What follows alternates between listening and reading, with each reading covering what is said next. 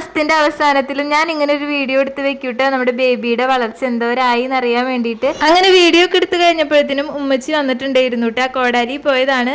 അപ്പൊ ഞാൻ പഴംപൊരി വാങ്ങിക്കാൻ പറഞ്ഞിട്ടുണ്ടായിരുന്നു. വീട്ടിൽ എത്ര വട്ടം പഴംപൊരി ഉണ്ടാക്കിയാലും കടയിലത്തെ പഴംപൊരി കഴിക്കാനൊരു പൂതി.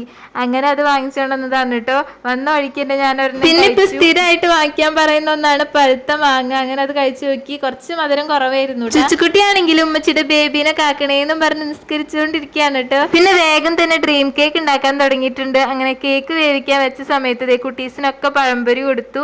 അവർക്ക് വലിയ ഇഷ്ടമൊന്നുമില്ല, എപ്പോഴും കഴിക്കുന്നതല്ലേ പഴംപൊരി.